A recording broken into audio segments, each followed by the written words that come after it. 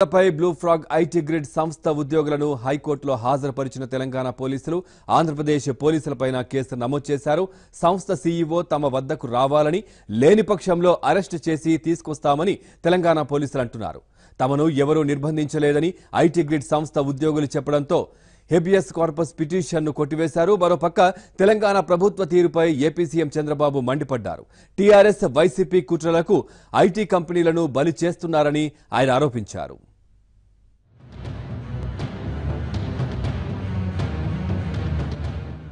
Data చౌరింగ్ కేసుకు సంబంధించి మాదాపూర్ అయ్యప్ప సొసైటీలోని ఐటీ గ్రిడ్ ఇండియా ప్రైవేట్ కంపెనీపై విచారణ కొనసాగుతోందని సైబరాబాద్ సిపి సజ్జనార్ స్పష్టం చేశారు. కంపెనీ సీఈఓ అశోక్ ఎక్కడున్నా పోలీసులు ఎదుట హాజరు కావాలని సిపి ఆదేశించారు. ఇప్పటికే అతడికి ఇచ్చిన నోటీస్ గడువు ముగిసిందని పేర్కొన్నారు. గత 3 రోజులుగా సైబరాబాద్ పోలీసులు ఐటీ గ్రిడ్ కంపెనీపై జరుపుతున్న సోదాలు కంపెనీకి చెందిన 4 వ్యక్తులను అదుపులోకి తీసుకున్నారనే ఆరోపణలపై ఆయన స్పష్టత ఇచ్చారు. ఏపీ ప్రజల వ్యక్తిగత సమాచారం, ఆధార్, ఓటర్ కార్డుల వివరాలు, ప్రభుత్వ పథకాల లబ్ధిదారుల సమాచారం IT grid India private company చోరీ చేసి దుర్వినియోగం చేస్తోందని మార్చి 2న లోకేశ్వర్ రెడ్డి అనే డేటా అనలిస్ట్, సామాజికవేత్త మాదాపూర్ పోలీసులకు ఫిర్యాదు చేశారు.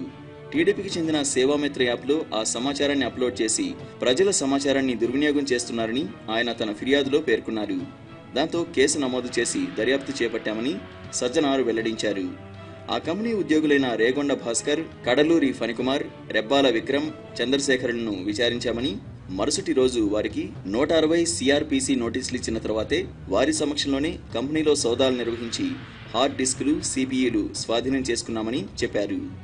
ప్రాథమిక తెలిసిందేమంటే ఇది మొత్తం ఐటీ గ్రిడ్ ఒక ఆంధ్రప్రదేశ్ పబ్లిక్ది ఒక పర్సనల్ ఇన్ఫర్మేషన్, మరి సెన్సిటివ్ డేటా అయిన Aadhaar data, electoral data, government schemes, ఎవరెవరు బెనిఫిట్స్ పొందినారు, వాళ్ళు ఓటర్ ఇన్ఫర్మేషన్ ఏమో, వాళ్ళు ఎవరెవరు ఏ కాస్ట్కి ఇన్వాల్వ్ అయినారు, ప్లస్ అది కాకుండా కొంత చాలా ఇన్ఫర్మేషన్, అది ప్లస్ పొలిటికల్ పార్టీస్కి ఇన్వాల్వ్ అయిన ఎవరెవరు మెంబర్స్ ఉన్నారని చెప్పి కూడా అది మనము ఇన్ఫర్మేషన్ కలెక్ట్ చేయడం జరిగింది. ఈ ఐటీ గ్రిడ్స్ వాళ్ళు మొత్తం పబ్లిక్ దంతా personal information plus sensitive data పెట్టుకొని ముఖ్యంగా చాలా రకరకాల వాడుకుంటున్నారు, ముఖ్యంగా ఇల్లీగల్ పర్పస్ కూడా వాడుతున్నారని చెప్పి తెలిసింది.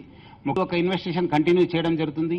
మన ఆల్రెడీ అమెజాన్ కూడా నోటీస్ ఇవ్వడం జరిగింది, మన యుఐడిఏ వాళ్ళు కూడా లెటర్స్ రాయడం జరిగింది, ప్లస్ ఎలక్షన్ కమిషన్ కూడా మనం లెటర్ రాస్తాను. ఈ మొత్తం ఏముంది డేటా, మనము వాళ్ళకు ఏమేమి సంబంధించిన డేటా ఉందా లేదని చెప్పి తెలుసుకోవడానికి కూడా మనము లెటర్స్ రాయడం జరుగుతుంది. కంపెనీలో పోలీసుల సోదాలు జరుగుతున్నా దాని సీఈఓ అశోక్ ఇప్పటివరకు పోలీసుల ముందుకు రాలేదని సిపి తెలిపారు. పైగా తమ ఉద్యోగులు 4 పోలీసులు అక్రమంగా నిర్బంధించారంటూ కోర్టులో హెబియస్ కార్పస్ పిటిషన్ దాఖలు చేసి కేసును, న్యాయస్థానాన్ని సైతం తప్పుదోవ పట్టించారంటూ ఘాటుగా స్పందించారు. ఆ 4 నోటీసులు ఇచ్చిన తర్వాతనే విచారిస్తున్నామని చెప్పినా వినిపించుకోకుండా ఏపీ పోలీసులు అత్యుత్సాహం ప్రదర్శించారని సజ్జనార్ ఆగ్రహం వ్యక్తం చేశారు. మార్చి 3న ఉదయం 5 గంటలకు ఐటీ గ్రిడ్ కంపెనీ ఉద్యోగి అయిన రేగొండ భాస్కర్ కనిపించడం లేదని గుంటూరు జిల్లా పెదకాకానిలో మిస్సింగ్ కేసు నమోదు చేశారు. అక్కడ కేసు నమోదు చేస్తే ఒక ఏసీపీ స్థాయి అధికారి, ఒక ఇన్స్పెక్టర్ కేవలం 3.5 గంటల్లో హైదరాబాద్కు చేరుకోవడంలో ఆంతర్యమేమిటని సిపి విమర్శించారు. ఆ విషయమై సిపిగా ఉన్న తనను గాని, సంబంధిత ఇన్స్పెక్టర్ను గాని సంప్రదించకుండా ఐటీ గ్రిడ్ కంపెనీపై ఫిర్యాదు చేసిన లోకేశ్వర్ రెడ్డి ఇంటికి వెళ్లడంలో ఆంతర్యం ఏమిటని ప్రశ్నించారు. ఏపీ పోలీసులు మాకు ఫోన్ చేసినప్పుడు ఆ 4 మా అధీనంలోనే ఉన్నారని చెప్పినప్పటికీ కంపెనీ సీఈఓతో మిస్సింగ్ కేసు నమోదు చేయించి కోర్టులో హెబియస్ కార్పస్ పిటిషన్ వేయించడం ఎంతవరకు సమంజసమని ప్రశ్నించారు.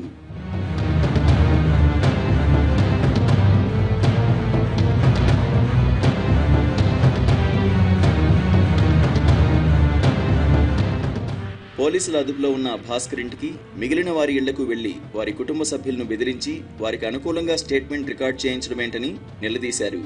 ప్రజలను, పోలీసులను, న్యాయస్థానాలను తప్పుదోవ పట్టించినంత మాత్రాన నిజాలు దాగవని, దోషులు ఎంత పెద్దవారైనా చట్టం నుంచి తప్పించుకోలేరని హెచ్చరించారు. పోలీసుల పనితీరును తప్పుబట్టి విమర్శలు చేస్తున్న కంపెనీ సీఈఓ ఎందుకు పరారీలో ఉన్నారని, వెంటనే పోలీసుల ముందు హాజరై జరిగిన విషయం చెప్పొచ్చు కదా అని విమర్శించారు. అతని వద్దకు ఏపీ ప్రజల వ్యక్తిగత డేటా ఎలా వచ్చింది, ఎవరిచ్చారు, ఎందుకిచ్చారు అనే వివరాలను పోలీసుల ముందు వివరించాలన్నారు. ఇప్పటికే అతనికి ఇచ్చిన గడువు ముగిసిందని, వెంటనే లొంగిపోకపోతే ఎక్కడున్నా అరెస్ట్ చేసి తీసుకురావాల్సి ఉంటుందని హెచ్చరించారు. నిందితులు ఏ రాష్ట్రంలో ఉన్నా, ఏ దేశంలో ఉన్నా వెతికి మరీ పట్టుకొస్తున్నామని, అశోక్ను పట్టుకురావడం కష్టమేమీ కాదని చెప్పారు.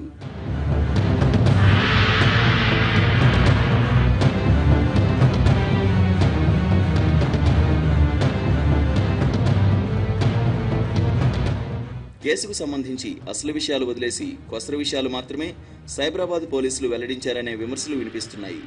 ఐటీ గ్రిడ్ కంపెనీ చోరీ చేసిన సమాచారం దుర్వినియోగం అయినట్లు పోలీసులు గుర్తించిన దాఖలాలు లేవు. ఫిర్యాదు చేసిన లోకేశ్వరరెడ్డి సైతం ఆ డేటా ఫలానా చోట దుర్వినియోగం అయినట్లు ఆధారాలు చూపించారా అంటే అదీ లేదు. ఆ విషయమై సిపిని వివరణ కోరగా ఇప్పుడే కదా కంప్యూటర్ హార్డ్ డిస్కులను సీజ్ చేశాం, తదుపరి ఇన్వెస్టిగేషన్లో అన్ని విషయాలు తెలుస్తాయని చెప్తున్నారు. దానికోసం మొత్తం 4 బృందాలు పనిచేస్తున్నాయని అన్నారు. ప్రభుత్వ డేటా ఆ కంపెనీకి ఎలా చేరిందనే విషయం మీదనే ఎక్కువగా దృష్టి సారించామని చెప్తున్నారు.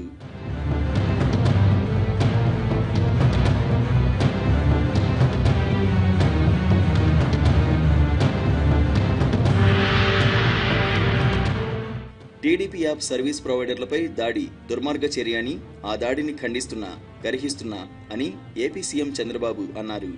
ఆస్తి ఆంధ్రలో ఉంటే చోరీ కేసు తెలంగాణలో పెడతారా? నవ్యాంధ్రలో టీడీపీ కోసం పనిచేసే వారిపై తెలంగాణలో కేసులా? ఇదేనా కేసీఆర్ నాకిచ్చే రిటర్న్ గిఫ్ట్? గిఫ్టులు రిటర్న్ గిఫ్ట్లు ప్రతీకారంతో ఇస్తారా? ఇలాంటి రిటర్న్ గిఫ్ట్లు ఎన్నైనా తీసుకుంటాం అని చంద్రబాబు ఆగ్రహం వ్యక్తం చేశారు. ఐటీ గ్రిడ్ కంపెనీలో సోదాలు, డేటా చౌర్యం అంశంపై ఆయన తీవ్ర స్థాయిలో స్పందించారు. తమ డేటా దొంగిలించి ప్రత్యర్థులకు ఇవ్వడం దుర్మార్గమని ఆయన అన్నారు.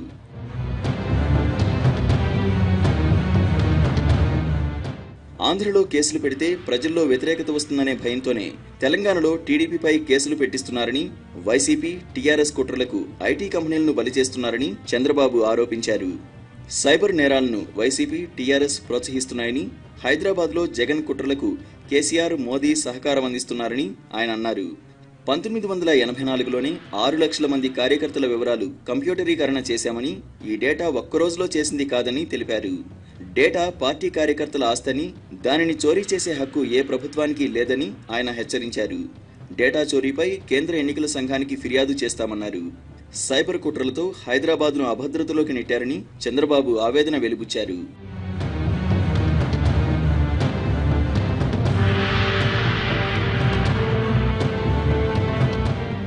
మరోవైపు కేసీఆర్, జగన్ జోడీ అని కేటీఆర్ మాటల్లో మరోసారి బయటపడిందని మంత్రి లోకేష్ విమర్శించారు. కేటీఆర్ ఇచ్చిన స్క్రిప్ట్నే వైసీపీ నేతలు చదువుతున్నారని, వైసీపీ ప్రొడక్షన్, టీఆర్ఎస్ డైరెక్షన్లో తెలుగుదేశం పార్టీ సభ్యత్వం, సర్వే డేటా దొంగిలించారని ఆరోపించారు.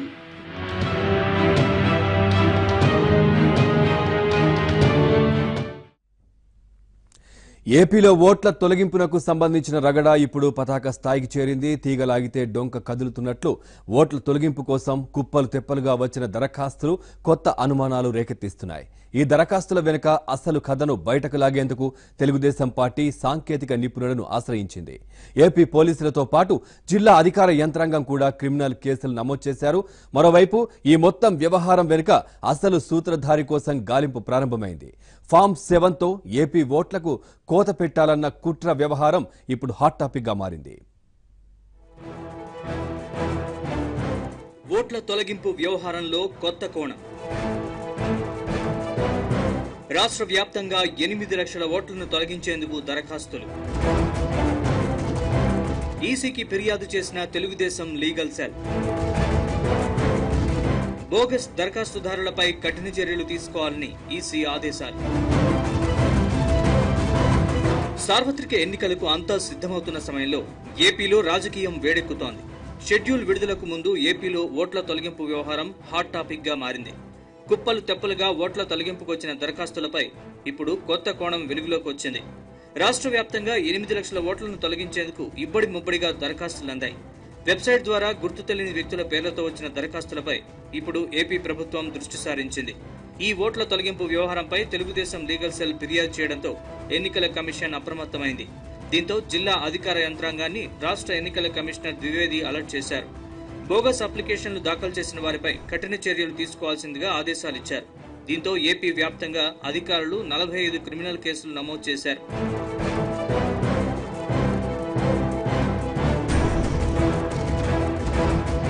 ప్రధానంగా ఓట్లను తొలగించాలంటూ వచ్చిన ఫామ్ 7 దరఖాస్తుల్లో ఎలాంటి హేతుబద్ధత లేదంటూ అధికారులు వాటిని తిరస్కరిస్తున్నారు. చట్ట ప్రకారం ఓట్ల తొలగింపునకు ఫామ్ 7లో దరఖాస్తు చేస్తే వాటిని తొలగించేందుకు 3 స్థాయిల్లో దర్యాప్తు చేయాల్సి ఉంటుంది. బూత్ లెవెల్ అధికారితో పాటు జిల్లా కలెక్టర్, రాష్ట్ర ఎన్నికల కమిషన్ మాత్రమే వీటిని తొలగించే అధికారాన్ని కలిగి ఉంటారు. అయితే ఒక్కొక్క సైట్ నుంచి దాదాపుగా 1000-2000 ఓట్ల తొలగింపునకు దరఖాస్తులు అందడంతో దీని వెనుక రాజకీయ పార్టీల కుట్ర ఉందని ఈసీ నిర్ధారణకొచ్చింది. దీనిపై కలెక్టర్లకు స్పష్టమైన ఆదేశాలు జారీ చేసింది ఎన్నికల సంఘం. ఈ మేరకు సీఎం చంద్రబాబుతో పాటు తెలుగుదేశం పార్టీ నేతలు, అధికారులు కూడా వచ్చిన దరఖాస్తుల్ని పరిశీలిస్తున్నారు. క్షేత్రస్థాయిలో కూడా వీటిని అధికారులకు పంపి దర్యాప్తు చేస్తున్నారు. అసలు ఈ దరఖాస్తుల వెనుక పెద్ద తలకాయ ఉందంటూ పోలీసులకు సమాచారం అందింది. ఈ పెద్ద తలకాయ ఎవరనే అంశంపై కూడా ఇప్పుడు పోలీసు యంత్రాంగం కూపీలాగుతోంది. అసలు ఈ దరఖాస్తులు ఏ వెబ్సైట్ నుంచి వచ్చాయి, ఎవరైనా ఉద్దేశపూర్వకంగా పెట్టారా అన్న దానిపై విచారణ ప్రారంభించారు. ఒకవేళ ఎవరైనా ఉద్దేశపూర్వకంగా ఫామ్ 7 దరఖాస్తులు పెట్టినట్లు రుజువైతే వారిపై క్రిమినల్ చర్యలతో పాటు తీవ్ర చర్యలు తీసుకుంటామని కృష్ణా జిల్లా కలెక్టర్ ఇంతియాజ్ తెలిపారు.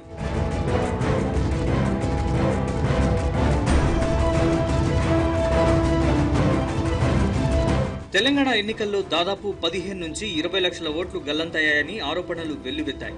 అప్పట్లో దీనిపై కాంగ్రెస్ తో పాటు టీఆర్ఎస్ నేతలు కూడా ఫిర్యాదు చేశారు. అయితే ఇప్పుడు ఏపీలో అధికార యంత్రాంగం ముందే మేలుకుంది. ఫామ్ 7 దరఖాస్తులు ఎన్నికల కమిషన్ కు కుప్పలు తెప్పలుగా అందడం వెనుక ఓ రాజకీయ పార్టీకి చెందిన వ్యూహకర్తలున్నారని తెలుగుదేశం ఐటీ బృందం సమాచారం సేకరించింది.